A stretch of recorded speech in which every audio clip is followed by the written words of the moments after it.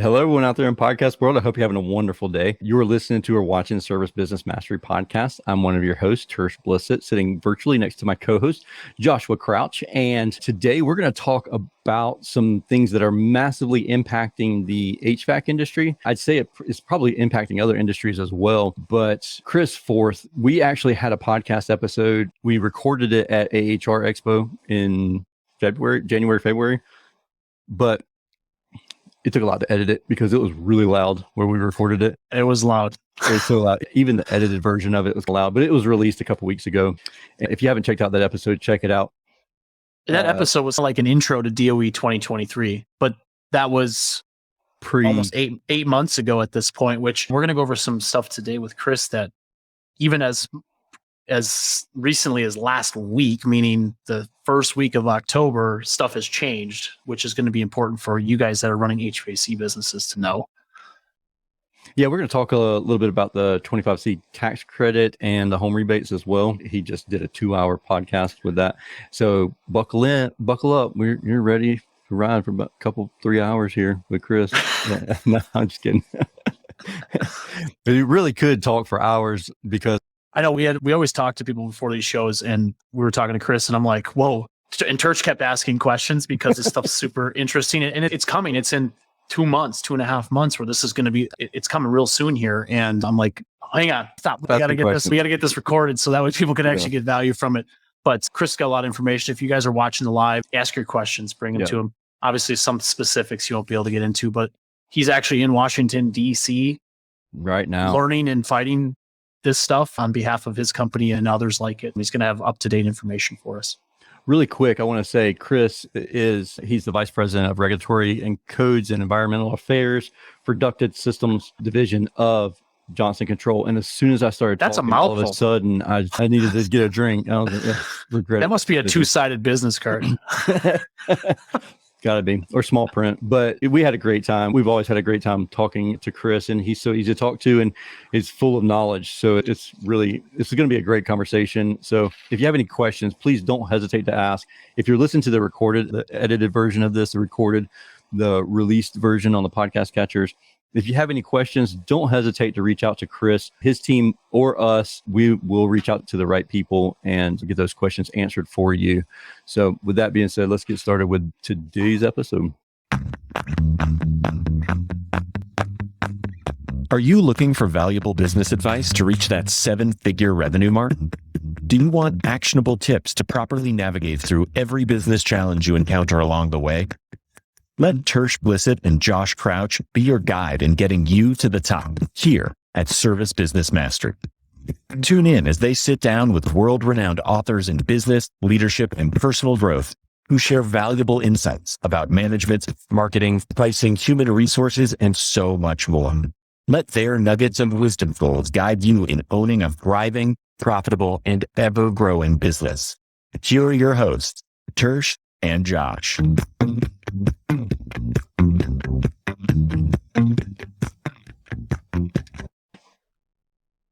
Hey, Welcome, Chris. Welcome.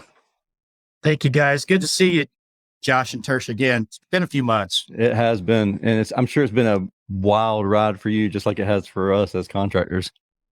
Yeah, it's probably even more frustrating for you because you have to deal with the government. Yeah. And the interesting point, I got into this role. I was previously an engineer designing residential commercial systems, and I moved into the product management role where I specified the systems. And part of my frustration was these government regulations keep changing all the time. Wouldn't it be nice to have more certainty?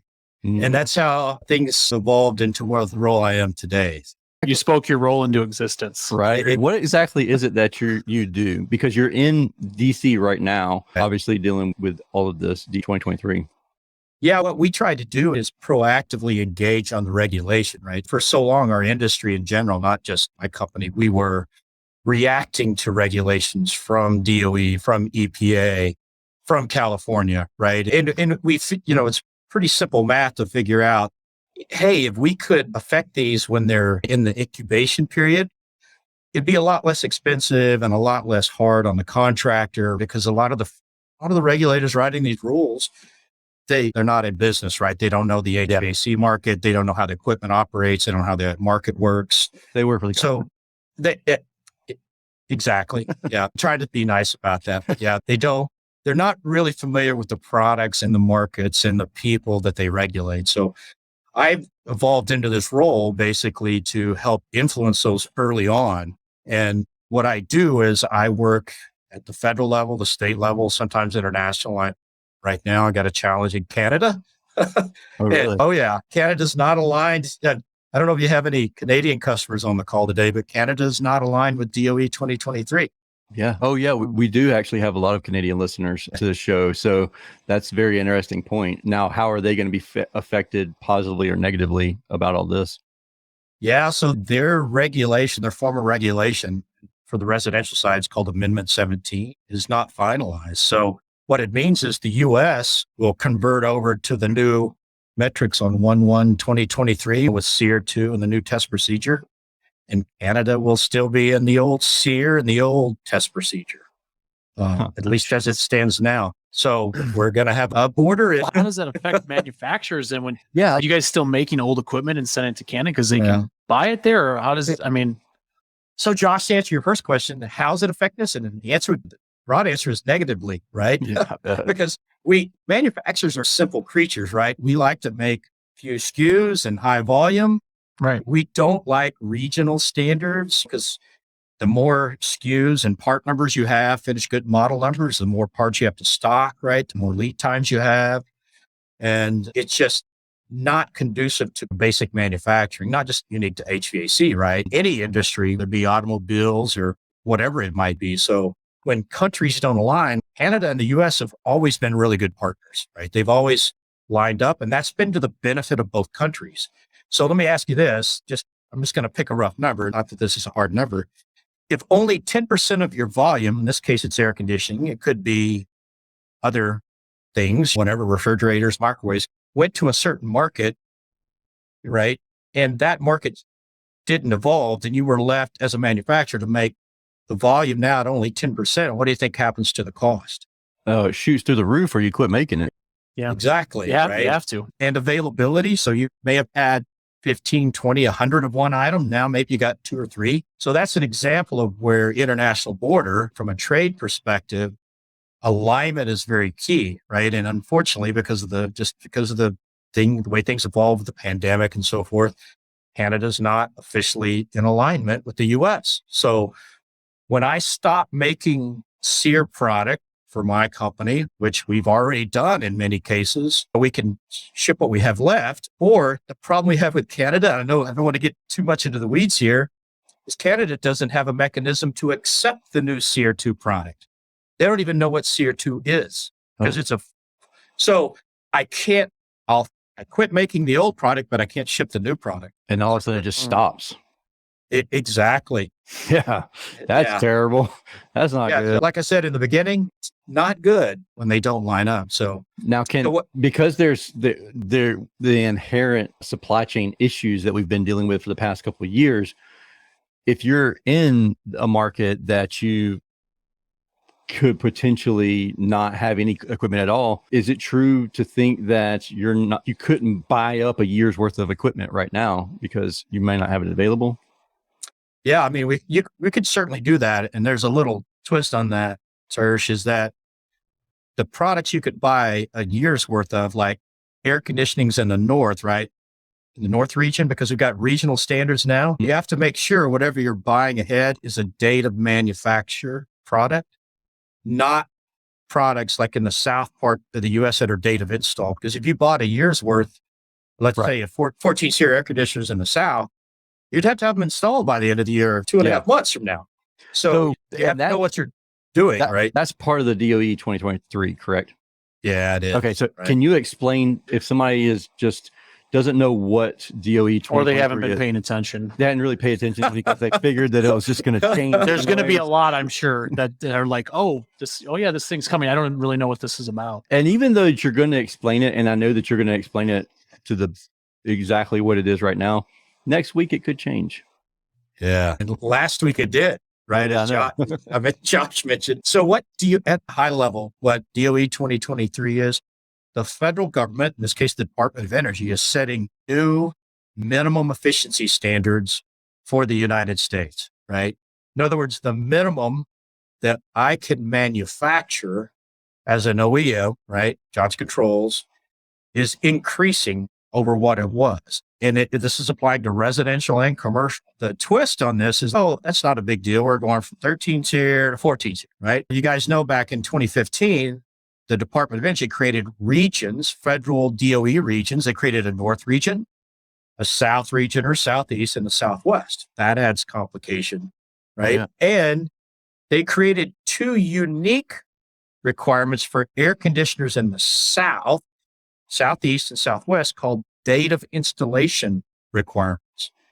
In other words, for that part of the transition, those products that I'm building today that I will no longer be able to build beginning 1/1/2023 have to be installed by December 31st midnight. And guys, one of the things that's unique about that, DOE has many products under regulation, right? That they set efficiency standards for, and it microwaves, TVs, ovens, dishwashers, right? These two date of install requirements are the only ones under DOE's control that are in existence. No other product has them. Why did they do that? Why would they make that different for the rest of the country versus those two regions? Yeah, That Josh, makes sense to me. Yeah, Josh, that's all. Maybe I'm just too simple to understand it. No, and if you kind of your thinking hat on, if you were in one of the environmental organizations, right? You'd say, hey, my goal is to get the highest efficiency equipment installed as soon as possible. So what drove this, guys, is, and you mentioned it earlier, Josh, the environmental advocates do not want OEMs, all of us, to build a large volume of the current efficiency products that would sell through for, say, the cooling season. That's something like we did with 22. Exactly. So they want us to get that higher efficiency product installed as quickly as possible. In the bigger markets, the air conditioning markets are bigger in the South. The heating markets are bigger in the North. That's just how, the heating degree days work. We do so much heat pump installs. That's predominantly what we're doing. So is it true that heat pumps are going to be treated differently from straight cool systems? And what happens if we put a heat pump on a furnace and a coil? Yeah, great question, Tersh. So yes, heat pumps are not regional products like those ACs. So the only two products that are date of install are air conditioners installed in that Southeast and Southwest region. Heat pumps, because they work in both the North and the South, are a national standard. So they're what we call data manufacturer products. So anything I build, I can build all the heat pumps I want and install those indefinitely or until some future rule that has yet to be written would limit them. But they're change next week. Let's be positive. We may get 2 weeks instead of 1. But the heat pumps are excluded. Even air conditioners in the North are a national standard. They're excluded. It's just those air conditioners in the Southeast and Southwest that are date of install. Okay, so Chris, let me ask you this. Michael Johnson, he's on LinkedIn watching us live. He asked, which is more important, local jurisdictions requirements or the federal? For example, there are building departments referencing 2018 IECC. Yeah. So the thing about the DOE rules, guys, is they have what they call federal preemption. In other words, federal preemption means what the feds say, in this case, DOE, says are the minimums. That overrules state regulation. And in other words, if there were federal preemption in the DOE rule, every state could go in and set its own minimum. California would say, you know what? Our minimum for air conditioning is 18 SEER. And the state where I live, Oklahoma, would say, you know what? Ours is 10. Okay. That would be fun. Yeah, that would be even more complexity, right? Which none of the contractors would like. And we wouldn't like either. Especially if you've worked in both states. And Tersh, you bring up a good point. Even in the 3 regions today, if you're one of those unlucky contractors that operates on one of those boundaries, right? That's a real issue because you've got north-south products, right? Or even southeast-southwest products. Okay, so here's the $1 million question. How is this going to be regulated? That's also a good question. I always ask this question when I do presentations. I said, how many of you guys have seen the DOE police and their DOE cars driving around? How many? That's And the exactly answer what I'm usually thinking. is the answer is just a zero. Yeah. But here's what the reality is, right? From an enforcement perspective, most of DOE's enforcement actions are brought about by tips from other contractors. And it's the contractor that lost the job to the contractor that's putting in non-compliant equipment. So say we're in 2023, it's the new minimum in the Southeast is 15 SEER, converted to SEER 2 is 14.3 SEER 2. But somebody's got, oh, you know what? I still got these 14 SEER units sitting down here. Let's just pick on Florida. That real fast. Yeah. And they put in 14, they bid the job on 14, which is obviously lower efficiency and at the old test procedure. So not just the rating, but the test procedure. And they win the job because they have a lower cost, lower price. The contractor that lost that job DOE has a hotline and they call it and they go, then DOE starts an enforcement investigation. And that's usually how someone gets in trouble. So it's by other contractors, more or less. Or I'm just employees. Yeah, absolutely too.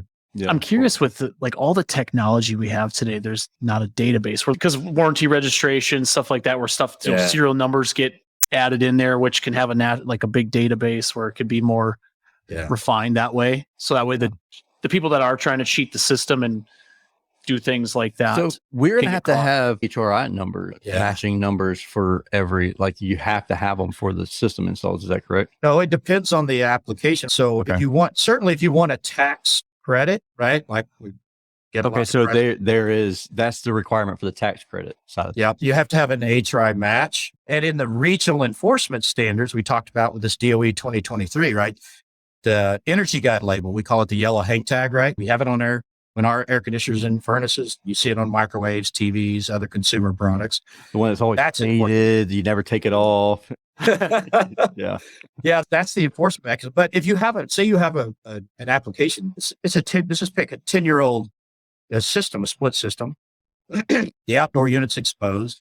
It goes out, but the indoor unit's fine. Yeah. You don't have to replace that indoor. Okay. So you can put just an outdoor unit on it, but the outdoor unit has to meet the regulatory requirements for that region in which it's installed. So it's different for the north, different for the southeast, different for the southwest. So enforcement's really dependent upon location and the specific product, and certainly the timing makes a big difference. Okay, so let's transition into the home rebates and the 25C tax credits. Now, what is the difference in those? That's you a great give a high level. Yeah. So in the Inflation Reduction Act, let me start there, is a group of many different incentives, right? It's residential, it's commercial, it's fleets, it's non-business and so forth. But on the residential AC side, there's really three things, but two main things. There's the rebates and there's the tax credits. I'll start with the tax credits. The tax credits are what? The tax code 25C. And guys, these are the tax credits that have been around for a long time. They expired back in back in December of 2021, the 25C tax credits. And what a tax credit is, if a homeowner has a tax liability, right? Let's say you owe $1,000 to Fed, you can get a tax credit for $500 and lower that liability by that credit amount, depending on. So you have to owe it in order to get for it. That's right. Rebates are different. And in the IRA, they're typically paid to the contract. In other words, the contractor buys a product at full price from a distributor, and then they submit certain paperwork and get dollars from the federal government back. So that's not tax, so to speak. Now, here's the agency that controls all this, right? Is IRS/Treasury. They make the rules. So millions of homeowners have done the 25C tax credits for many years. Right? And as part of the IRA, what they did, that they did good things and they left a gap, which government sometimes does. They extended in the IRA the tax credits that expired in December of 2021. They extended them through 2022. So the old tax credits that the forms have been there for a long time at the levels, right, just got extended, right? And when you file your taxes in 2023, right, you say, hey, I bought this system. Here's my $300 credit. In case you can go up to $500 on an annual basis. Here's the credit I want subtracted from my tax liability. Now, what's different though, starting in 2023, this is why we were talking earlier. If the credit levels went way up, like for heat pumps, they jumped way up there, up to $2,000. Whereas before, you could, $300 and up to $500 cumulative, right? Now you're going for a heat pump up to $2,000 that you could subtract from the tax liability. Now, But that's starting in 2023. so Right. if you install it December 31st, 2021. You just pointed out the loophole. What the legislators didn't understand, and this is why folks like me try to help them understand how business works. What they did was they said, hey, we'll cover the old products up through the end of 2022, start the new products in 2023. What they didn't understand is, as OEMs, we don't launch all of our new SEER 2 2023 products on January 1st. Right. We're launching them now, right? Because we have to be done by then, right? Yeah. In some cases. So what we don't have clarity on it, that we're asking for guidance from IRS Treasury, is what happens if we install one of these new SEER 2 units in 2022 that, like I myself, JCI is shipping today. Okay. So now They didn't cover that. the requirement is it must be a new heat pump system and it must be a SEER 2 heat pump system. Doesn't have to be. Depends on the timing, right? Okay. So what the law didn't accommodate was things like you just mentioned. And in simplistic terms, right?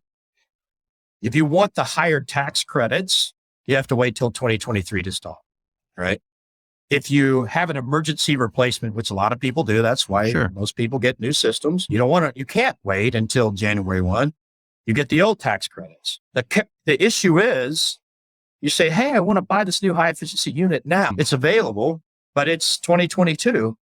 The law doesn't cover that. We don't know what the SEER 2 ratings are for 2022. That makes sense? Yeah. Oh, yeah. So here's a question I have for you, Chris.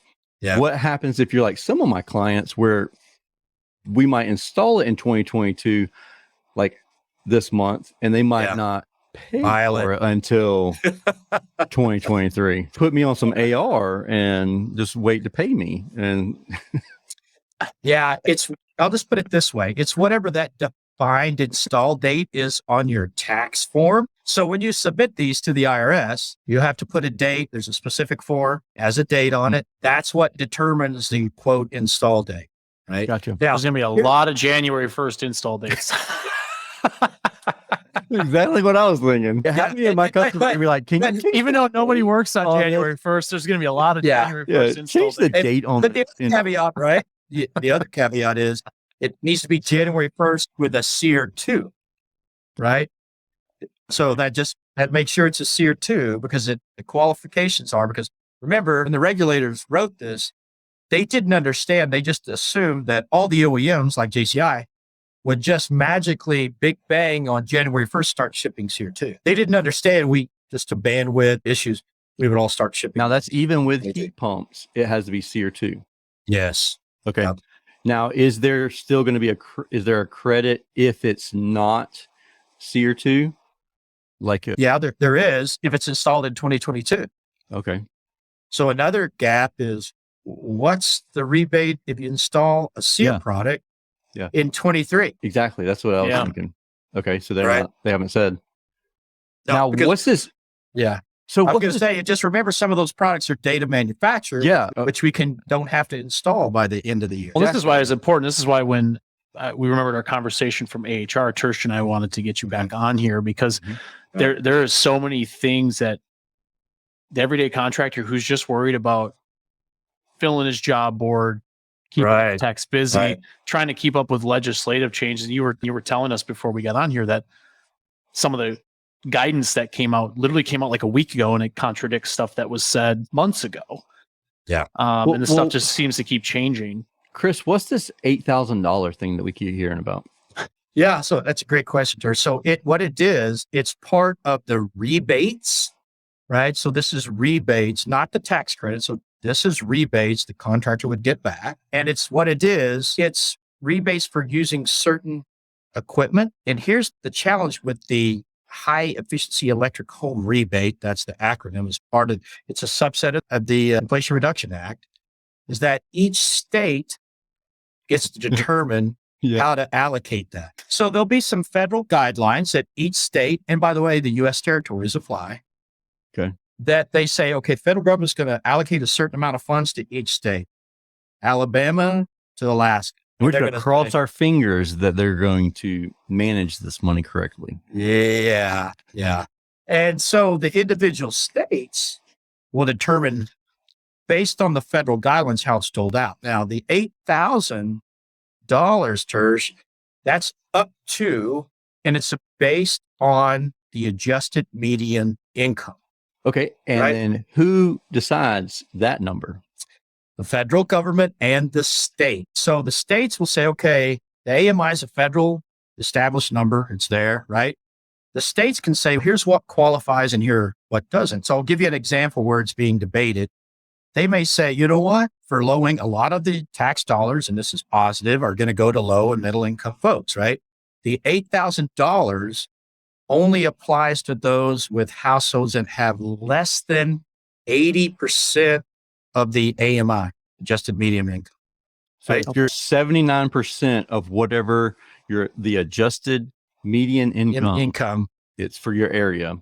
You can get up to $8,000 in the rebate. So now, like, all of your $10,000 systems are going to be $18,000. I'm not saying that, but there will be some pricing things that probably happen. And honestly, guys, the pricing volatility in the COVID market is just it's crazy. It's crazy, right? It's hard to predict. Up, down, up, down. Now, you said that the rebates would come to the contractor, correct? Or is it the homeowner? So now the contractor needs to know the income of the consumer that they're putting the system in for, in order for them to, how do they prove that? So now, as a contractor, I have to get your taxes? That's right. Remember I said earlier, IRS Treasury is the controlling party here. But who wants to give their contractor, here's a copy of my 2021 taxes? Somebody that wants to get $8,000 back. Let me ask you this. Do you think more contractors will just let the homeowners get the rebate then on their own and do it that way? Or can they? Yeah. So here's my qualifier. On the rebate side of things, guys, it's a lot less defined because it's new than the 25C, because 25C is an established program. Yeah. Right. We know that pretty well. So we're still looking for guidance in multiple areas from IRS and Treasury on this. But in general, when they're given to this, the federal government transfers it to the states, will determine how it's doled out based on the federal guidelines. A lot of those details still have to be worked out, including the timing. We don't know the timing. This is supposed to be like over a period of years, correct? Correct. Many, 10 years. Okay. So, but more than likely, those dollars, guys, this is Chris's thoughts. Those dollars for the rebates will go quickly. Oh, it's just like PPP and all that. Yeah, exactly. Yeah. Exactly. You got it, Terry. That's right. I'm just wondering how this is going to be, for one, regulated, and how quickly each state is going to decide on this income. Because are we going to decide, like, we're going to go county specific, or we're going to go like Savannah Metro, or are we going to, because there's certain counties like Candler County, which is a farming county and has a very low median income. Like, nobody would be below 80%, versus if it was like the whole region of Savannah, then Tersh, the answer is it's up to the state how they want to do it. So that's just crazy. So we need guidelines from the state to move forward with some of these rebates. And guys, the state energy offices, right? I wasn't familiar with some of these. Some of them, if you Google the state energy office for your state, you may be surprised. You go, I've never heard of that organization. They will be the ones to dole out the money and how it's doled out and what qualifies. They may say, you know what? One state may say, you know what? And this has already been discussed. You got this tax credit. Let's just say they were below the 80 of $8,000. Do they have to count that as income on their next year's taxes? Oh, jeez. Oh, it used to be a lot So of. they're going to give us a rebate, but then we Hey, got to count it as income potential. Guess what? They hired 85,000 new employees for a reason. They got, yeah. And guys, it's not uncommon. I can tell you, I personally, and I live in the state of Oklahoma where our big rooftop factory is. I'm based down in that factory where years ago, I got a federal rebate because I lived in a county where there are a lot of tornadoes. It wasn't income based. It was just say, hey, here's a rebate. We want you guys to put in a storm shelter, right? Yep. And then the next year, I get an income statement from the federal government saying, we're going to tax you on that rebate. So that is not uncommon to happen, right? It's just one example of it. But some states, guys, will add other qualifiers. Like one state is already saying, come out and said, we're not going to show it as income tax. We won't tax you on it. Some have not ruled on it. Some will say multifamilies included. Some will say multifamilies excluded. That's different. Now, do you know if anybody is going to say, if you get the tax credit, then whatever your tax credit amount is, you have to deduct that from the rebate amount? Yeah. That's one of the things about whether you can layer these, right? Yeah. And there's specific rules on what can and can't be layered. It sounds to me like you could get up to $10,000 in certain scenarios if you could layer it together. Yeah. Unfortunately, there's going to be I'm trying to look at that. Oh yeah, here it is. You cannot combine high efficiency, the home rebates, and another program called the home program, where it goes to builders for building can't combine those two. So there's times when it can be combined and times when it cannot. Like for the 25C guys, right? It used to be, there was a lifetime cap on the 25C tax credits of $500. Now if you do heat pumps, it's a $2,000 annual limit. So you could do 2,000, all the way out to 2032. Now that's only if you install a system that year, or can you defer some of that expense? So here's the qualifying statement. Every company's going to have on their documentation. Please consult with your tax advisor. You don't want to be giving tax advice. No, I am going to figure out a way to try and work around this thing. It might take more energy than what it would for me to do it the right way, but I am going to try and work my way around this, or at least ask questions about it. And if you listen to this show and you get advice from Tersh, you're don't take Tersh directly. I'm not. Do not take that advice. But guys, no, Tersh, this was openly discussed here in DC when this was being debated, and it's fully expected where we're allowed to time those investments out to take advantage. That's exactly why they made it an annual limit. They could have kept it like the old 25C credits where you had a lifetime limit, you're done. They purposely, the regulators said, you know what? We don't want people to want it done if they've got additional investments. And by the way, furnaces are included. Did you know that? There's no harm. There's still a credit of $600 in 2023 for a furnace. So it's not 95%, right? Yes, correct. Yeah, most of that stuff's 95 plus. Yes. We did 80%. So that's all we do. Yeah, if we do. You guys don't need any heating down there. I don't either now. Yeah. But Tersh, I do want to mention something you brought up earlier. You said about when you install a heat pump with a furnace, right? Well, that's what we call dual fuel or hybrid heat. That's from a JCI perspective, we are strong supporters of dual fuel. That's for I just put one in my grandma's house. Yeah. She had a York system from 1983. The year I was born. Thank you, by the way. And good plug. Couldn't find and that was not on purpose, actually. I couldn't plan that one any better than if I wanted to. But we couldn't find model numbers on it. We couldn't find anything. And she found something. And it was from 1983, her outdoor unit, her straight cool unit. And I was like, we couldn't find a straight cool in our area. There's not a lot that gets sold here. And I was like, we're putting a dual fuel in here. We got it. And we threw a dual fuel in there. And she loves the heat aspect of the furnace and obviously the heat pump efficiency. Oh yeah. The benefit of dual fuel is you got the fuel choice, right? You can say, I want to run, when it gets cold, run the heat pump heating. You get the rebates, right? You get emission savings, right? We even promote dual fuel in states like California that are very aggressive on emissions. because good thing about a gas furnace is it doesn't run in a moderate climate very often, right? If you're down in the South, it may only run a few weeks of the year, right? Yeah. The rest of the time it's sitting there, but it's the air mover for the air conditioner still, but it's still not going to run a lot. But the other big thing that's becoming an increasingly bigger problem is one of the challenges of putting in all electric heat pumps where the backup heat's electric Well, resistance. Texas has dealt with this the Perfect, last Josh. couple of years. I mean, it literally, Yeah. and that's why I keep wondering. We keep pushing Yeah. for electric, but do we have the grid infrastructure? I know it's part of a probably bigger conversation. Yeah. But do we have the grid infrastructure to handle all these heat pumps and all this electric getting added on? Yeah. And that's the benefit of dual fuel. You get the benefits of both worlds because that gas furnace is a lot less power intensive. You might have a 15 amp circuit on versus a 60 amp for an air handler with some electric resistance. Exactly. And Josh, to your point, Texas, part of the problem, I don't want to start a big firestorm here.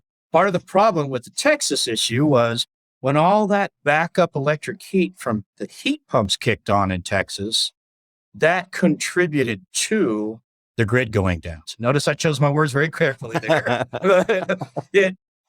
Because that electric resistance heat, when it just gets too cold for that heat pump to work efficiently, right? And that hurt, that contributed to the grid crashing in Texas. Texas installs a lot of heat pumps. They're really in the top states on heat pumps, and they should be, right? They're in the South. Mm-hmm. Heat pumps are a good fit. Why would you not? The answer why you would not is if the grid's not ready, right? Yeah. So our position is, look, if the grid's ready, and when I say the grid, it's this big nebulous thing some people talk about, right? Yeah.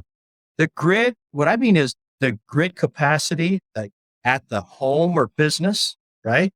So if you only have, let's say, 100 amp service, which is not uncommon in some of these older homes, you put in an all electric heat pump with backup resistance heat, even if it's only 8 or 10 kW, you're probably going to have to go to that breaker panel and then up that to 150 or 200 amp service. Yeah. Or have a gas water heater or some other heat source. You're going to have to cover it. That's not, but the benefit of dual fuel is you could put in that efficient heat pump with the gas furnaces, really emergency backup, and get the best of both worlds. The challenge with dual fuel, of course, has always been first cost because you're paying for a heat pump and a furnace, right? Now with the rebates and in the 25C rebates, you get a rebate for a furnace and you get a really big rebate for the heat pump, right? Yeah. It 100% cancels each other out. So here's the thing that I have. Here's a question that I have for this, Chris. What happens to the contractors who now all of a sudden start singing the praises of the 25C tax credit and these rebates from the Inflation Reduction Act to an already strained manufacturing source? Really, Tersh, the same, I'll call it application engineering rules still apply. Even today, right? Even 10, 20 years ago, you can't put in equipment that doesn't meet the specs for the power, right? So if you do it, you will immediately know. In fact, we had a family situation here in Denver. I have some family. They had a heat pump that got put in. Contractor unfortunately didn't check I'll call it concurrent loading that could occur, right? With certain things running. And the minute the backup heat kicked in, the breaker would trip. And the point of that being is whatever product you're putting in, be it a heat pump or air conditioner, you have to make sure that service is adequate for what equipment's being put in. This is going to become paramount in the days what the topic we're talking about, by the way, guys, is electrification. So Josh, the topic that you said we could do a whole series on is electrification. Happy to talk about that in a future episode. You're talking about putting Tesla batteries, charging on walls and in garages and stuff like that. You guys saw what happened in California just a couple months ago, right? Yeah.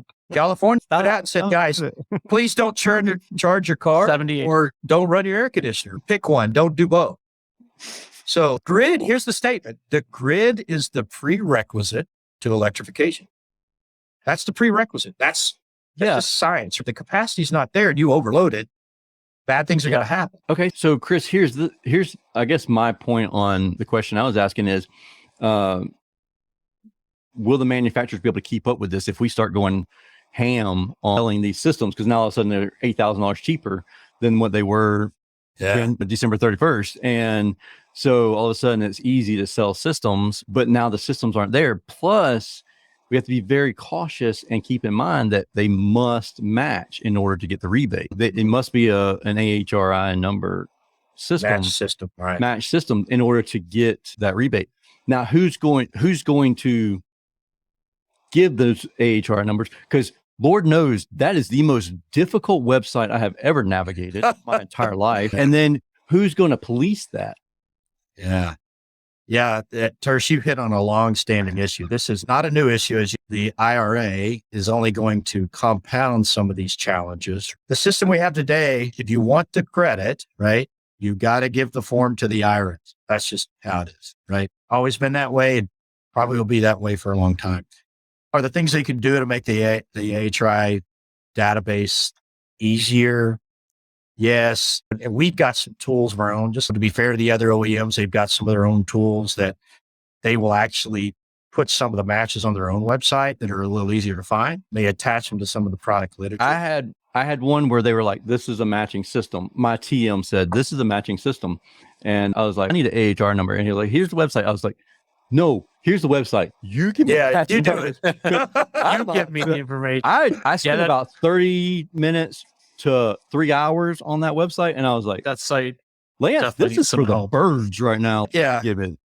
No, guys, and just to defend the industry here, and HCI included, there are billions of matches, right? So you think about coils, furnace, outdoor unit, and all those combinations with all the SEER levels, 1.5, 2, 2.5, millions of matches. I say yes, Chris, but right here in my hand is a 1 terabyte hard drive, 1 terabyte of storage. Yeah. Cell phone. Like my cell phone has a terabyte of storage. Technology is crazy. If we could throw all this stuff into a database, there should be some sort of computer that says, okay, yeah, it matches within a reasonable amount of time, not 3 hours of me punching in numbers. No, Tersh, you're exactly right. That's where it's work smarter. Tersh, that's a new business venture for you. Yeah. No, I'll hard pass on that one. No, and guys, and again, I'll just plug our stuff. We have some QR codes that allow for easier warranty registration. I'll just scan the QR code. And those are ever expanding, right? I'll just say there's some things in the works and there's some things already in place that do a lot of where you're headed, I think, today. So what happens if we need a matching system, but the matching system products are not available? We just got to wait. You got to wait, or you got to do something short term, one of those emergency replacements. And again, that's not any different than it's ever been. It's just the supply chain issues continue to improve, which we've seen some good improvement. I'll tell you that. Clearly not out of the woods, but much improved, probably more improved residentially than commercially, just because of some of the specific components that are unique. Yeah, I got 6 months wait on one of my rooftop package units. Yeah. Yeah. So if you look at all the OEMs, I'm just painting with a wide brush here, right? Lead times on commercial, they've been longer anyway. Few of that product is built stock, but some of those components are just from the suppliers to the base metal to the chips that go in them. Every motor and the res side is now an ECM, right? Let's take it away from PSCs, and then now we have chip issues. Yeah. But those things are improving. And of course, all I can say, honestly, is we hope that those improvements will continue to grow steadily as they have been, right? But there's always going to be situations where there may have to be a temporary fix, or if you want to wait for the optimal, or somebody says, look, I got to have cooling today. I have health issues and I have our 6 family babies and 12 people that are over 95 years old. Yep. Yeah, you're not going to be able to wait. That's just, I get that phone call once a day. Yeah. There's no magic silver bullet on that answer. The one thing I would say that would be helpful, and I'm going to speak from an OEM perspective, looking at the entire channel. One of the things we struggle with, and I don't want to get us too far off the topic here, is accurate forecast. So if you look at it from a theoretical standpoint, if you guys could give us a really good forecast, we could order those parts earlier, build that equipment sooner, right? Yeah. And what the pandemic has done, they've turned that on its head. Sure. We just built what we could in some cases, right? We just said, look, I don't have a 5-ton, but I got a 4, or I got a 7.5, right? Or when I opened the truck for motors, I got of the 50 motors I ordered, I got 12. Yeah. But if we could get more accurate, right? And it's never going to be more important as we transition to some of these markets in the US to heat pumps faster than others, right? Where the grid is ready, where there are more moderate temperatures, right? That transition is going to happen faster. Because guys, here's what's happened. If we don't get a good forecast, we make our own. Let's just say our own forecasts are not as good as those coming from the customer, right? You would much rather it be a bottom up, contractor up driven kind of thing. Are you saying just communicate with your TM, with your vendor, or are you saying let's put stock orders in place, go ahead and order stuff and keep it inventory at your shop and do away with what I hear a lot of coaches and a lot of organizations are moving more towards is like an on-demand installation. So like you're buying parts as you need it. You're buying equipment as you need it. So you don't hang on to tens of thousands of dollars or hundreds of thousands of dollars worth of inventory. That's probably more commonly called just in time. Yeah. Just in time Here. And there's way to go, Chris, for correcting me in a polite way. That's just such a stand-up guy. No, I'm just kidding. Did you guys You're exactly right. I live in the factory world, but I do get out and talk to contractors a lot. So as part of my job, I try to get them ready. But guys, honestly, if the lesson that we learned, probably more paramount than anything, is just in time in something like COVID really creates a lot of challenges, right? Oh yeah. Absolutely. Yeah. We found that ultimately, Tersh, I think you're exactly right. The points you just made, both of those things would be helpful. A forecast and, about, hey, here's what I believe I'm going to order, feed that up to your contract, your territory. They'll feed that up to the distributor, and then they'll feed it up to the OEM like me, right? And then I'll go, you know what? I'm going to switch a bunch of these ACs to heat pumps. And by the way, the heat pumps come with a defrost control board that has a chip in it. Yeah. And I'm going to order 6 months more of those because my forecast told me I needed to do that. If my TM asks me, I'm going to double whatever the number is. So just be there's nothing better than actual customer orders, guys. Trust me. Yeah. But in lieu of that, a forecast that is longer term. And some of the OEMs, and I can say, I won't get into the pricing thing, we offer incentives for longer lead time orders. So you get a percentage off for, let's say, 100. When do I have to pay for it? Yeah. If I can wait 6 months to pay for it, I'll order a whole truckload over right now. Yeah. And my point is, guys, there's a variety of benefits Oh yeah, absolutely. to that longer term forecast earlier. Not just that. What I'm hearing you say, Chris, is that having that relationship and communication with your TM, don't just go up to the counter and surprise the counter guy whenever you need a new system. Yep, exactly. Not only that, if there are larger competitors and they do stock orders and they take most of the stock in that local supply chain, you're going to be left holding nothing. Well, if I don't have there's no system for you to put in and you already sold it. Say I don't have an AHRI matching, that's a tongue twister, matching system readily available, but a competitor who has purchased inventory has it matching, then there's a chance that they're just going to go to that competitor and because they're going to get the rebate that way. That's right.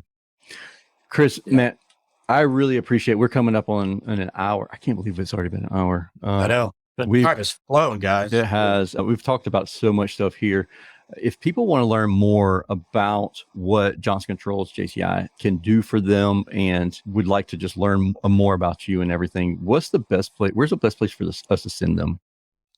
Yeah, I've got a pretty good social media account on LinkedIn. That would be a really good, you can just, Chris Forth, JCI, pretty easy to find. There's not a ton of Forths in the LinkedIn directory. That's probably the better way. I get lots of emails and get behind, like when I'm traveling, I get Guilty. behind, but I would say that's probably the best way. The other way is every contractor talk to your TM, right? I often do talks and travel. I'll be in Baton Rouge next week at an AHRI event. And then the week after that, I'll be at another event up in Montreal for my Canadian distribution. So You sound like Josh and I. Like yeah, next week, I'll be at Service World Expo, and Josh will be at Service Rocket in Las Vegas. yeah. Chris, And then- before go Yeah, I was gonna say, and then guys, you could. There's lots of stuff we have online. Both I was public going to put that up on the bottom. It's scrolling on Yeah. the screen now, but Yeah. a whole section of their website that has DOE information. So Thank if you want to Josh. learn more Yeah. and get some of that stuff, maybe probably more like high level before you get to nitty gritty stuff, I would visit a website like johnsoncontrols.com/DOE. Yeah. Learn more about that. Yeah. They have other pages on there, but that's just the one that I picked out. That was pretty easy to remember. Yeah, thank very much appreciated. Okay, before I let you go, I got to ask you one more question. Okay. Chris is like, man, I hope you forgot about that. Yeah, that's exactly right, Josh. I was like, darn it. Oh, good. I'm gonna I make it did through. I don't have to actually. answer one of these weird questions. Until my AD kicked in and I started fidgeting with stuff on my desk. What recurring lie did you always tell your parents or your teacher? Yeah, I would say I didn't do that. Whatever, it wasn't me. So, because I was always. They've made songs about that. Yeah, I know. And I have to say, in high school, I got into trouble a few times. So it wasn't me. I didn't do it. My parents would ask, who did this? I don't know. Yeah. So we No had a sixth kid in the house named, I don't know. That's their name.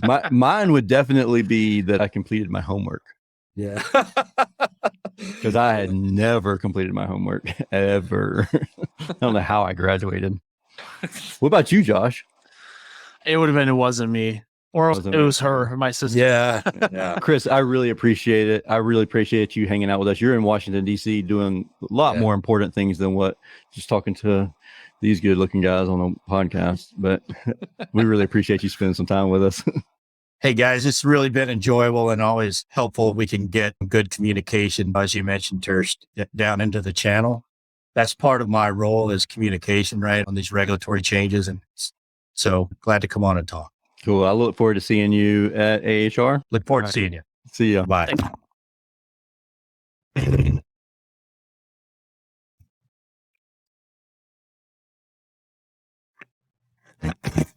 Thank you for listening to this episode of Service Business Mastery. Now that you are equipped with essential business advice from this impactful conversation, you are one step closer to becoming the successful owner of your dream. If this episode has been helpful to your business journey, don't forget to subscribe to the show, leave a rating, and share it with other owners as well. Visit servicebusinessmastery.com to learn more.